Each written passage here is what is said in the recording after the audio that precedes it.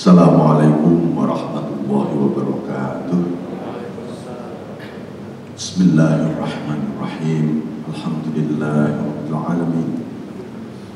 Wa bihi nasta'inu ala umuri dunya waddin. Allahumma shalli ala sayyidina Muhammadin abdika wa nabiyyika wa rasulika nabiyyi wa ala alihi wa sahbihi wa sallim. Tasliman bi qadri 'azimati dzatika fi kulli waqtin wa hin wa ba'd. Kita masih akan melanjutkan mengenai suasana tahalli kita, yaitu proses bagaimana kita membersihkan jiwa kita dan menghias jiwa kita dengan hal-hal yang mulia. Maka satu kalimatnya saya kutipkan, kalimatnya Ibnu Athaillah As-Sakandari sallallahu alaihi wasallam. Beliau mengatakan, tasyawwufuka ila ma budina fika min al-uyub khairun min tasyawwufika ila ma hujiba anka min al-ghuyub.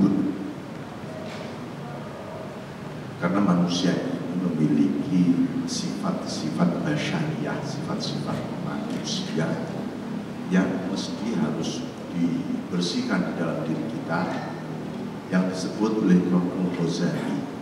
Jadi beliau dibagi 4 yang suka tercoba. Saya review sedikit. Pertama, di dalam diri kita ini ada sifat hayawaniyah, hewani, kebinatangan.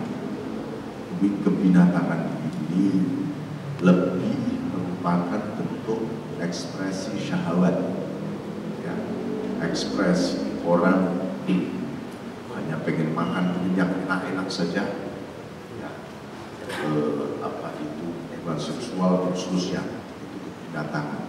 Ada lagi kebuasan satwanya, sifat buas untuk apa, mempertahankan dan mendukung kebinatangan tadi. Orang jadi sadis, jadi buas, jadi memiliki kekerasan yang luar biasa di sini. Lalu ada syaitoniyah, sifat-sifat serba setan, sifat-sifat yang disebut sifat madhumah dulu, mulai dari iri, dengki, kemudian sifat-sifat seperti malas, kemudian ingkar, cenderung menuruti nafsu kita, itu semua adalah syaitannya. Lalu sifat rububiyah, sifat serba ingin seperti Tuhan. Jadi seperti takabur, diktator, pengennya dia dipatuhi sendiri. Ini sifat-sifat ketuhanan. Nah, semua itu harus disingkirkan dalam diri kita.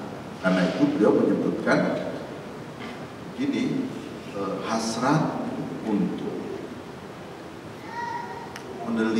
menelisik yang tersembunyi di dalam batin berupa aib di dalam dirimu. Di dalam diri kita, kalau kita itu bercermin di hati kita sendiri, maka kita ini banyak sekali, ya, kontaminasi berupa aib-aib di dalam diri kita sendiri. Yang lebih banyak tahu ya diri kita. Ya. Aib ini ada aibnya nafsu, ada aibnya qalbu, hati, ada aibnya roh. 3 aib di dalam diri kita ini sudah luar biasa. Dia yang harus kita renungkan, kita lakukan muhasabah apa ya. Jadi kalau ada sesuatu yang tidak nyaman, jangan buru menyalahkan orang lain, apalagi menyalahkan Tuhan. Kita lihat diri kita, apa kesalahan saya. Walaupun mungkin tampaknya secara rasional, wah saya nggak salah ya, tapi begini ya jadinya.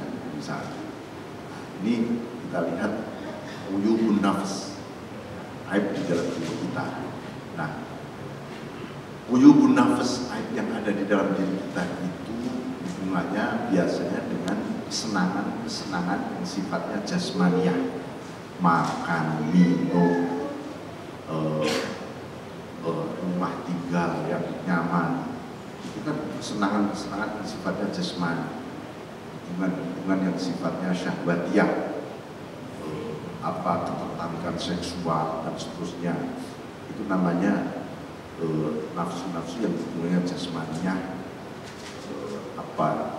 Nah, ini namanya nanti produk dari aib yang ada di dalam nafsu kita. Nah, aib yang berhubungan dengan qalbu, dengan hati, apa? Hati kita ini sebenarnya bersih, tetapi karena mulai masuk unsur-unsur yang mulai nempel di hati kita, maka di situ hati kita terluka oleh aib kita. Seperti apa? Kahubbil jah, misalnya orang mulai ambisi dengan tahta. Orang boleh nyalonin bupati, wali kota, gubernur, bahkan presiden, tapi kalau disertai ambisinya ini yang akan mencederai dia sendiri, Pak. Karena itu satu-satunya, misalnya Nabiullah Yusuf alaihissalam, ya, ketika ada satu krisis di Mesir, krisis pangan, krisis ekonomi lah. Waktu itu Raja Aziz mengalami satu kebutuhan. Apa solusinya? Apa kata Nabi Yusuf? Angkat aku sebagai perdana, akan kuselesaikan. Artinya apa?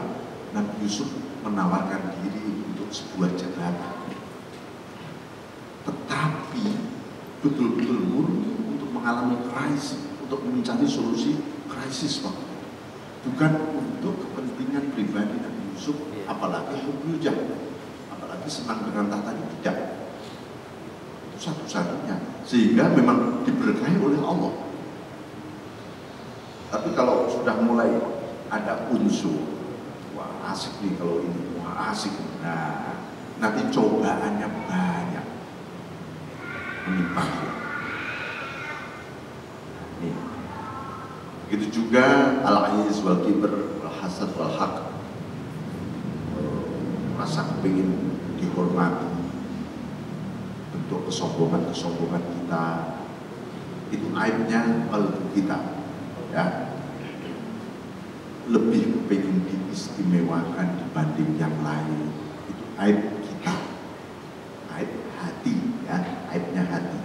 Nah, ada lagi aibnya roh, lebih tinggi lagi. Seperti apa? Katalah bil karomah, Anda zikir wiridan supaya dapat karomah, supaya dapat keistimewaan, supaya nanti saya bisa terbang, supaya saya bisa sampai ke arah sana, ya, bisa nembus langit misalnya. Ini namanya roh kita terluka, aib roh kita. Kenapa? Roh gak mau yang lain, aku hanya ingin Engkau saja Allah. Kok ini ngikut-ngikut ini?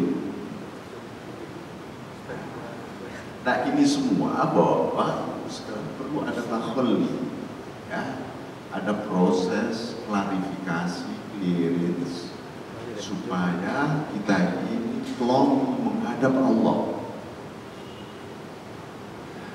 Barangkali kita ini zikir, mujahadah, sholat, baca Quran.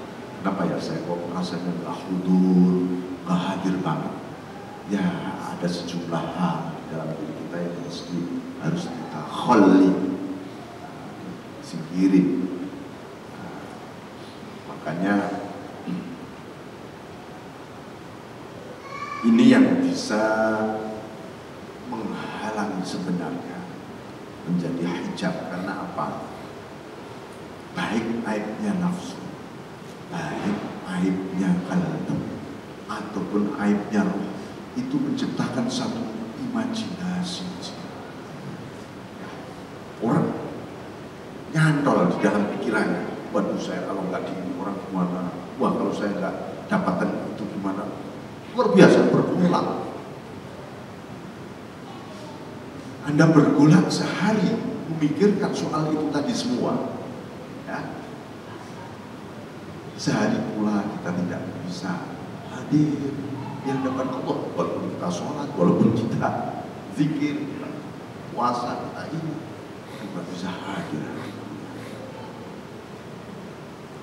Ini maka beliau memberi penegasan al-haqqu laisa bimahjub anka wa innamal mahjub anta 'anil nadhari ilaih id law hajabahu syai'un la satarahu ma hajabah walau kana lahu satir la kana bi wujudihi hasil wa kullu hasilin li syai'in fa huwa lahu qahir wa huwa al-qahir fawqa 'ibadihi. Allah itu tidak bisa ditutupi, ya. Loh, tapi aku kok nggak bisa melihat Allah, ya. Kalau Allah nggak bisa ditutupi oleh apapun. Sesungguhnya Allah memang tidak bisa ditutupi. Yang menutupi kita dari Allah itu adalah posisi diri kita yang tidak bisa memandang Dia. Gitu. Ketidakmampuan kita memandang matahari itu bukan berarti matahari tertutup. Matahari tetap, misalnya matahari kita lihat sampai dekat, mana mataharinya kok nggak kelihatan? Itu karena ketidakmampuan mata kita memandang matahari. Bukannya matahari itu tertutup, tidak. Begitu juga hati kita, mata hati kita. Kenapa tidak bisa memandangnya? Karena ketakmampuan diri kita memandang Dia. Nah, sebab apa? Kalau Allah itu bisa ditutupi, tertutup, maka pasti ada unsur kekuatan di luar Allah. Kekuatan di luar Allah yang bisa menguasai dan membatasi Allah. Sedangkan Allah tidak terbatas, ya. Allah tidak pernah terbatas, tidak pernah tertutup.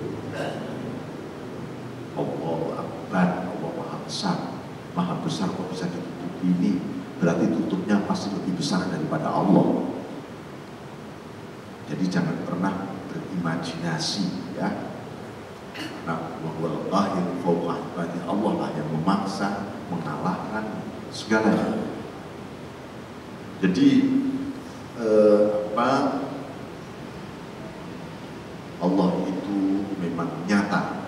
Karena Allah itu maha nyata, maha jelas, mata kepala kita ini menjadi tidak bisa memandang.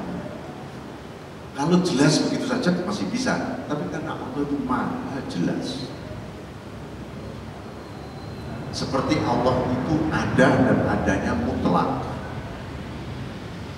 maka kita tidak bisa membatasi wujudnya.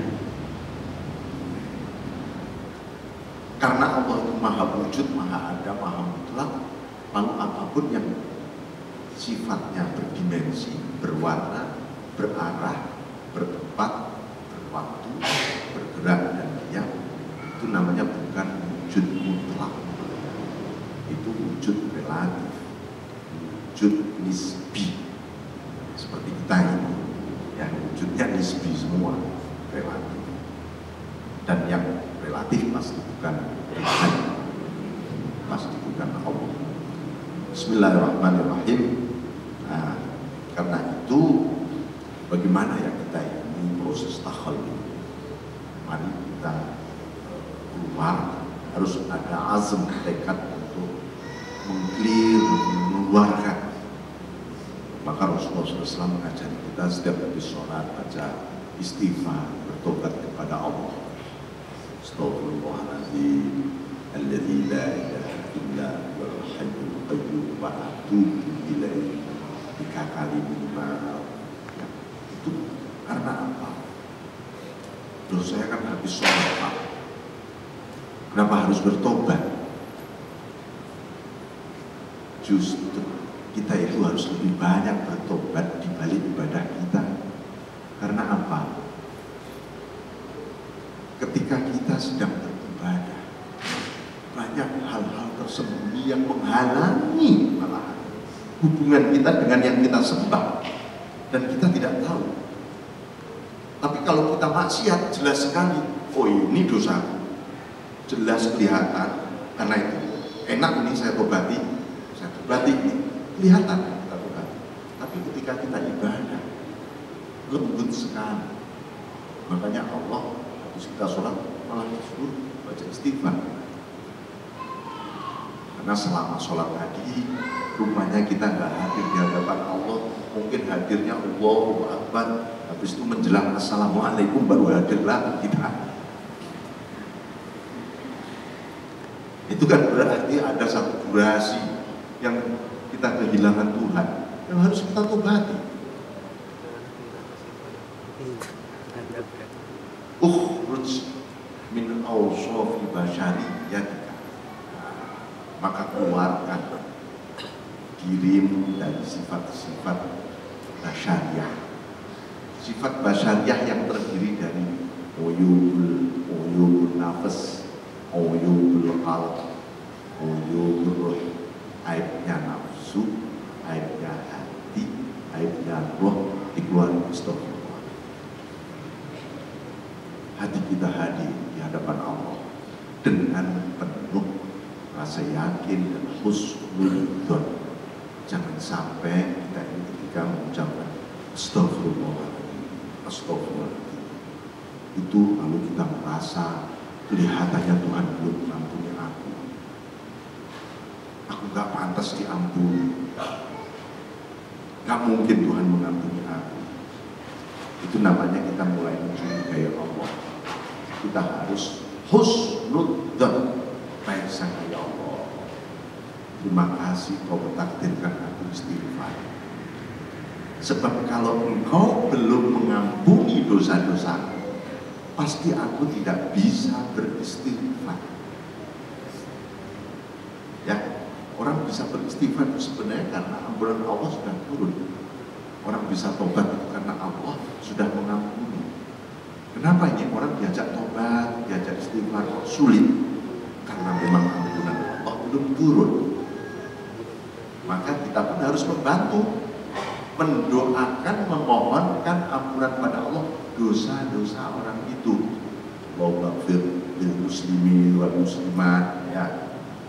Ya Allah, dosa umat Islam, baik laki-laki perempuan, mukminin mukminat, al ahya minhum wal amwat, baik yang hidup maupun yang mati, ampuni ya Allah. Nah, kita melakukan proses pertaubatan sosial itu namanya. Ya, jangan hanya pertaubatan individual, kita sendiri yang diampuni, tapi tetangga tidak diampuni, saudara tidak diampuni. Nah, jadi kita akan tersiksa sendiri ketika ya, saudara kok di neraka, masa aku tega mau masuk surga sendiri. Itu seperti kita mau makan yang enak-enak, di depan kita ada orang-orang yang kelaparan, masa tega ada menelan makanan itu. Maka oleh Rasulullah dan Allah, kita ini diperintahkan melakukan proses permohonan ampunan secara sosial juga. Karena kalau si A diampuni oleh Allah gara-gara Anda tadi memohonkan ampunan, 10 kali lipat ampunan Allah minimal kembali kepada Anda. Loh, kalau ada sekian juta umat Islam diampuni gara-gara Anda tadi astagfirullahaladzim wa walidayya wa ashabil huquqil wajibati alayya, Allah ampuni dosa kedua orang tuaku dan orang-orang yang dalam tanggungan kewajibanku, wal jami'ul muslimin wal muslimat wal mu'minin wal mu'minat, al ahya'i wal amwat, hidup pun ampuni semua Allah. Itu berarti kita dididik oleh Rasulullah SAW, umatku harus memiliki jiwa besar, salah satu wujud jiwa besar itu memohonkan dan memaafkan, memohonkan ampunan pada Allah dosa orang-orang lain. Yang penting dia beriman. Nah, itu. Bismillahirrahmanirrahim. Ukhruj min awsafi basyariyatika an kulli wasfin munaqidin bi'ubudiyatik, dari sifat-sifat yang bisa merusak kehambaan. Ya. Sifat-sifat tadi, aib-aib tadi adalah sifat-sifat yang bisa merusak eksistensi kita sebagai abdullah, hamba Allah. Coba kita ini nuruti saja nafsu kita, ya kita menjadi hambanya nafsu. Jadi nuruti godaan setan, ya jadi hambanya setan. Itu semua harus di clear, tobat, dan Allah itu luar biasa, maha ampun ya Allah, sampai Allah itu hampir setiap langkah kita itu dibukakan itu ampunan. Manusia, kamu tadi bersalah ya, minta ampun pada aku, ini pintuku terbuka. Kamu bersalah lagi ya, minta ampun lagi pada aku.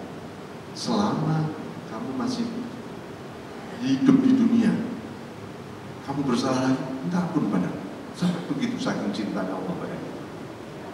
Tapi kalau manusia kan enggak, ini salah sudah 3 kali saya usir aja, bisa begitu kita. Tapi Allah tidak. Allah membuka, terus membuka. Jadi kita harus rajin-rajin istighfar. Termasuk kita mengistighfari kalau kita merasa tidak punya dosa, gitu ya. Saya sudah suci, tidak punya dosa. Nah itu yang harus diistighfari juga. Ya. Ini nah sifat-sifat buruk itu, sifat-sifat buruk yang sifatnya individual menghalangi kehambaan kita kepada Allah, dan sifat-sifat buruk yang menghalangi hubungan kita terhadap sesama. Seperti apa? Iri, dengki, bakhil, takabur, itu bisa menghalangi hubungan kita dengan sesama. Takjub pada diri sendiri, itu harus di. Makanya Rasulullah SAW sampai mengajarkan kita berdoa ketika kita bercermin. Ya, doanya bentuknya syukur di sana. Bentuknya syukur doa orang bercermin. Supaya apa? Supaya Anda tidak lama-lama bercermin, mengagumi diri sendiri sampai setengah hari di depan cermin kan. Nah, bisa gila kita gitu. Nah, dan itu sangat berbahaya terhadap pertumbuhan psikologis kita sendiri. Lalu orang menjadi tidak percaya diri, nanti pikir saya jalan, nanti kira-kira orang melihat saya jadi bagaimana ya. Kita ini jadi paranoid sendiri. Makanya itu harus dibuang. Ya Allah, kemuliaan itu Engkau. Ini semua dalam rangka menuju kepada Allah.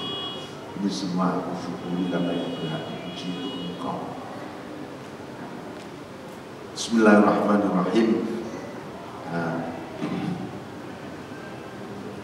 Untuk apa semua itu harus kita keluarkan? Litakuna nida haqqi mujiban min hadratihi qariban. Ada 2 poin utama. Satu, agar kita itu bisa menjawab panggilan Allah. Allah itu manggil kita berkali-kali, bukan hanya adzan. Ya, di Al-Quran itu coba Allah memanggil kita ya ayyuhan nas. Itu banyak sekali ayat yang diawali dengan ya ayyuhan nas, wahai manusia. Tapi kita dipanggil-panggil sebagai manusia juga banyak, nggak datang kepada Allah. Ya. Saya manusia, bukan dia, bukan datang dipanggil oleh Allah. Coba sampai lihat di Al-Quran ayat-ayat yang diawali dengan ya ayyuhan nas. Ada lagi ya ayyuhal insan, wahai insan. Ini lebih berkarakter. Nas dengan insan ini Ini Allah memanggil di satu sisi Anas biasanya umumnya manusia dipanggil. Ada lagi insan, ini lebih berkarakter. Misalnya begini, ya ayyuhal insan ma gharraka bi rabbikal karim. Hai insan, manusia yang sudah tahu berpengetahuan, sadar, tahu Tuhan, iman, misalnya itu berkarakter berarti. Ma gharraka bi rabbikal karim, apa yang memperdayai dirimu, apa yang membuat kamu tertipu sehingga engkau ini lalai durhaka kepada Tuhan. Coba manusia tunjukkan pada insan apa saja alasanmu sampai engkau ini durhaka pada. Coba, kita nggak punya alasan sama sekali. Ya. Nah, kita dipanggil ya ayyuhal insan, tapi ya tetap saja kita melakukan durhaka setiap hari misalnya. Ada lagi panggilan Allah, ya ayyuhalladzina amanu, strike lagi, hai orang-orang yang beriman. Banyak panggilan Allah dimulai dengan ya ayyuhalladzina amanu, tapi yang nggak datang-datang juga kita. Kenapa ya? Karena sifat manusiawi yang destruktif terhadap kehambaan kita pelihara. Itu membuat kita ini jadi budak, istilahnya jadi buta mata hati kita. Alhamdulillah. Jadi limita ilhaq mujiban, agar kita ini dipanggil Allah, labbaik ya Allah, iya ya Allah, aku datang. Hai orang-orang yang beriman, contohnya ya ayyuhalladzina amanu dzkurullaha dzikran katsiran wasabbihuhu bukratan wa asila. Hai orang-orang yang mengaku beriman, zikirlah, ingatlah kepada Allah sebanyak-banyaknya pagi sampai sore, sore sampai pagi, bertasbihlah pagi sore sampai pagi. Tapi kita kan mengatakan nanti malam saja Tuhan saya ingin berzikir kepadamu. Kalau sudah saya tidak sibuk, saya sudah tidak kuat, saya sudah menyelesaikan masalah, macam-macam alibi manusia ini. Padahal zikir itu satu ubudiyah yang tidak memiliki ikatan ruang, waktu, jumlah, masalah, apa saja harus terus ada di dalam diri kita. Contoh, wa min hadratihi qariba, agar apa kita itu mengeluarkan unsur-unsur negatif dalam sifat manusia kita, agar hadir, agar memiliki sifat takarrub kita ini kepada Allah, qarib, menyadari kita mendekat kepada Allah itu bukan mendekat jarak dan mendekat waktu, bukan. Mendekat jarak itu, saya mau mendekat Allah dengan cara apa? Saya akan berjalan menuju kepada Tuhan. Bukan, namanya mendekat jarak. Karena Allah tidak pernah berjarak pada kita. Bagaimana kita mau berbicara jarak? Nanti malam saja aku baru mendekat, namanya mendekat waktu. Sedangkan Allah tidak berwaktu. Nah, ini yang mesti Allah meliputi segala-galanya, lebih dekat dibanding segala-galanya, dan dia ada di balik segala-galanya. Karena itu kesadaran bahwa dia Allah Ta'ala Maha Dekat, itu adalah bentuk kesadaran kita, takarub kita awal kalau kita itu. Jadi jangan lepas, jangan lupa ketika kita dilatih ya, ketika kita mau sholat, kita mau baca Quran, mau berbuat baik, kesadaran ya Allah, engkau menyertaiku, engkau lebih dekat daripada diriku sendiri. Itu nanti mulai tumbuh keikhlasan. Ikhlas, ya Allah, kalau begitu ini semuanya untukmu Tuhan. Saya berbuat ini untukmu Tuhan.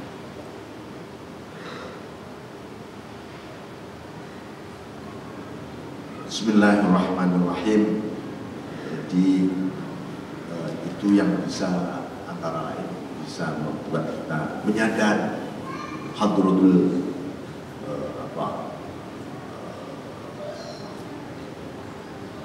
hadrah uluhiyah, ya, hadirat ketuhanan itu benar-benar kita sadari sehingga kita tidak merasakan hadirnya Allah itu kapan dimana saja dalam situasi apapun. Nah, dari situ kalau itu nanti kita biarkan, ya kita biarkan, maka kita akan terjebak pada satu ikon. Ikon apa? Ikon yang bisa melahirkan banyak pintu-pintu kemaksiatan, pintu-pintu kealpaan, pintu-pintu menuruti nafsu kita sendiri. Ya, itu apa? Ar-ridho an-nafs. Jadi sudah berbahaya manusia sudah membangun dalam pandangan mainstream hidupnya ini adalah menuruti, rela memanjakan nafsunya, cita-cita nanti. Misalnya aku hidup harus masih nikmat, punya ini, punya waktu aku saya. Ini bahaya. Bukan hanya bahaya dia dengan Tuhan, tapi itu bahaya bagi peradaban kemanusiaan. Karena hancurnya peradaban kemanusiaan dari situ. Itu yang dibangun oleh materialisme, hedonisme, eksistensialisme di barat.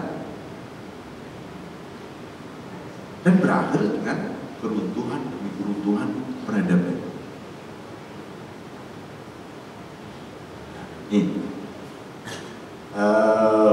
Maka sesuatu yang sangat mengingatkan kita ungkapan Ibnu Athaillah itu aslul maksiatin wa ghaflatin wa syahwatin itu an-nafs.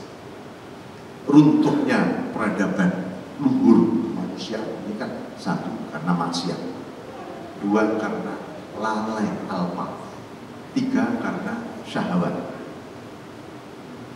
Kalau itu tereksplorasi di dalam cara pandang hidup, dan salah satu bentuk kelestapaan manusia modern memang di sini. Ar-ridho an-nafs, rela terhadap nafsu kita.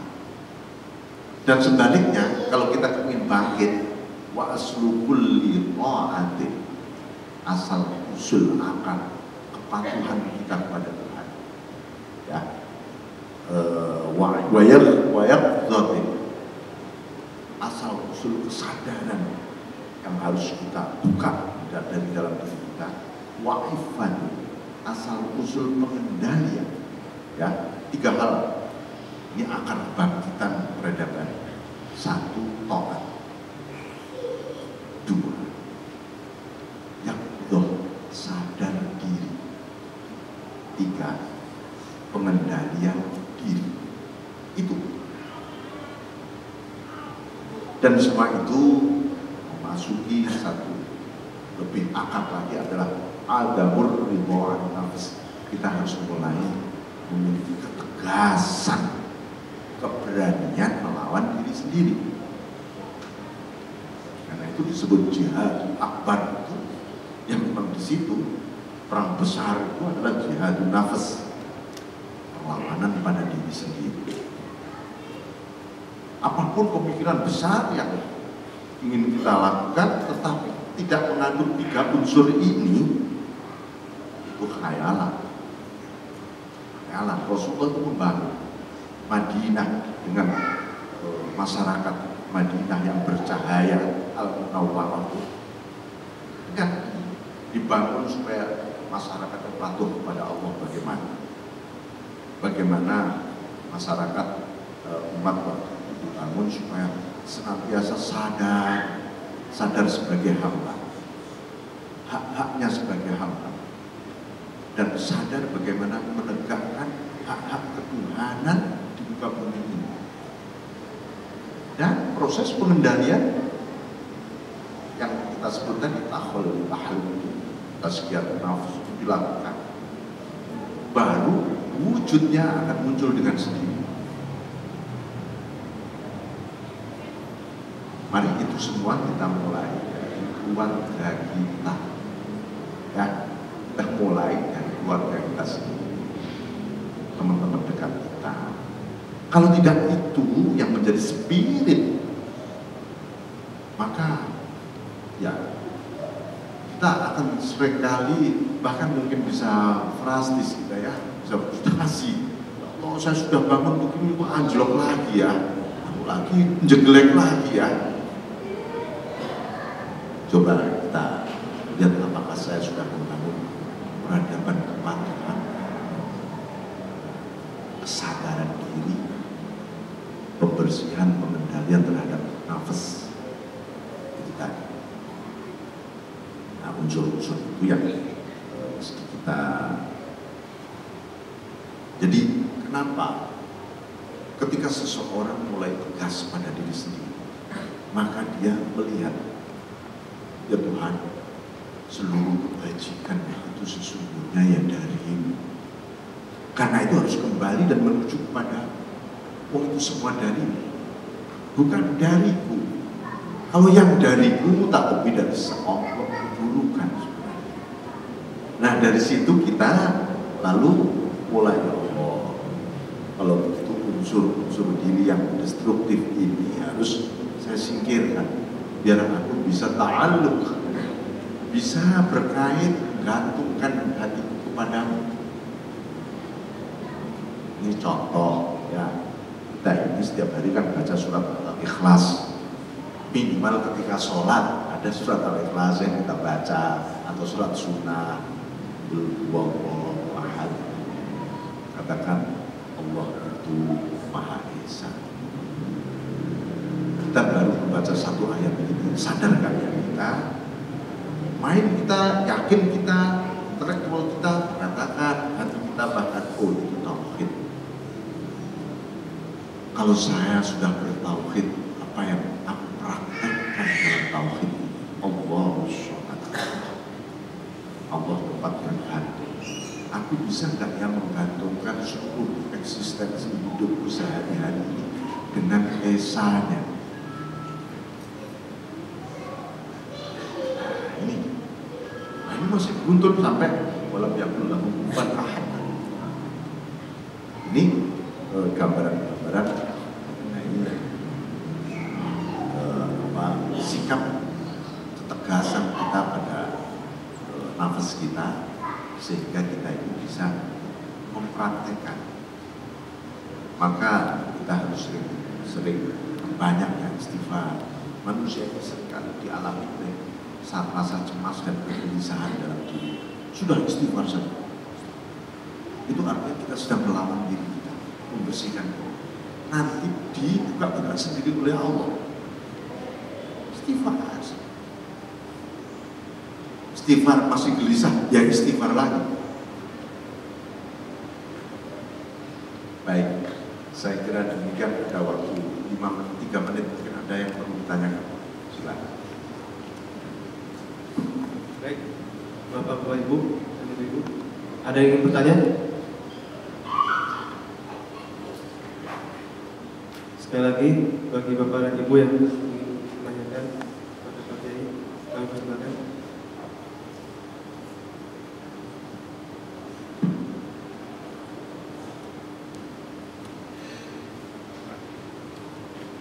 Assalamualaikum warahmatullahi wabarakatuh. Pak Kiai, apa yang menyebabkan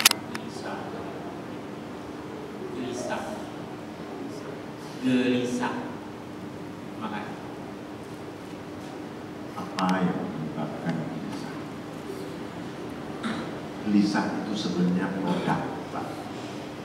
Produk. Jadi ada pabriknya, ada bahan baku, kan gitu. Nah, itulah yang menyebabkan gelisah. Gelisah itu sebenarnya produk. Gelisah tak khawatir, nah, itu semua adalah produk. Produk dari apa? Dari nafsu. Jadi ketika seseorang itu mengalami pergolakan di dalam dirinya, ini kan pergolakan tarik-menarik. Dalam diri kita ada namanya qalbu. Qalbu itu disebut qalbu karena qallaba yuqallibu taqliban, bolak-balik, bolak-balik. Karena di dalam qalbu itu ada tarik-menarik antara roh dan nafsu. Lalu kadang-kadang ketika balik yang kuat roh, hati kita sadar, ya Allah saya salah. Itu karena kita sedang menang melawan nafsu. Tapi ketika wah tar dulu lah ibadah, saya mau enak-enak dulu, ya, itu kita nafsu. Jadi hati kita ikut sana.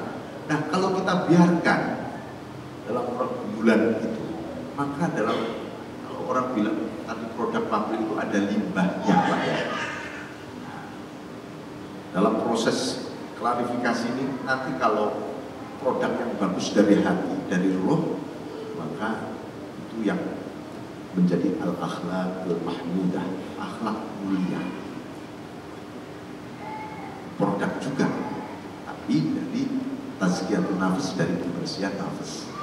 Tapi kalau dari limbahnya, nah itu ya gelisah, cemas, antara begitu. Kalau orang gelisah, cemas, kita lawan saja. Kita lawan saja. Jadi orang harus punya perlawanan. Aku harus melawan diriku sendiri. Ketika orang istighfar itu bentuk perlawanan, aku mohon ampun. Karena orang mengakui keburukan dirinya. Lawan. Lalu berserah diri, apa serah hatiku padamu. Termasuk ketika kita cemas terhadap masa lalu kita, dosa kita misalnya bertubuh banyak gitu. Ya Allah, dosa luar biasa di masa lalu. Lalu Anda merasa nggak berdaya dengan dosa ini, saya nggak pantas menghadap dosa apa. Nah itu harus dilawan juga. Sebab setan seringkali memasuki orang-orang yang sedang melihat masa lalu. Kata setan, benar, kamu banyak dosa. Coba kemudian lembaran-lembaran kamu dari 30 tahun yang lalu. Ya benar. Katanya, setan membisikkan lagi. Kamu gak pantas menghadap Tuhan. Kamu kotor. Iya, saya gak pantas. Ini setan, ini dialog dengan setan. Ya, untuk apa kamu menghadap Tuhan? Biarlah orang-orang yang soleh itu aja menghadap Tuhan. Iya. Nah, Tuhan gak adil kan? Kenapa mentakdirkan si hamba saat itu soleh, kamu tidak? Kan sama-sama makan nasi, sama-sama manusia. Iya, mulai dia curiga pada Tuhan. Kalau sudah curiga saja, setan sudah bertepuk tangan. Sukses saya. Lama-lama dia malas beribadah. Lama-lama berat beribadah. Gua gak pantas beribadah, lu aja. Nah, begitu kalimat-kalimatnya. Itu setan tadi yang memproduksi sebenarnya. Itu harus dilawan. Dengan cara apa melawan? Dengan cara kita husnudzon terhadap masa lalu kita. Masa lalu buruk kemarin. Ya Allah, itu takdirmu kepadaku dan takdirmu juga sempurna. Termasuk takdirkan diriku punya masa lalu yang buruk. Siapa tahu itu caranya engkau membungkus mutiara-mutiara, berlian-berlian di dalam jiwa, supaya aku lebih dekat kepadamu. Seperti berlian bertahun-tahun dibungkus oleh batu. Dia nggak pernah protes ketika muncul menjadi berlian. Kenapa baru tahun ini Tuhan aku jadi berlian? Dulu saya nggak berharga jadi batu. Tidak begitu. Nah, dengan begitu kita husnudzon. Dan betapa banyak orang itu kembali dekat dengan Allah ketika masa lalunya buruk, berdosa. Bahkan kadang-kadang orang yang taat, ini salah satu misteri Tuhan. Tiba-tiba oleh Allah dipelesetkan, jatuh dia maksiat. hanya untuk mengingatkan, hei hamba, kamu jangan takjub pada dirimu sendiri ketika kamu menjadi ahli taat. Jangan takabur.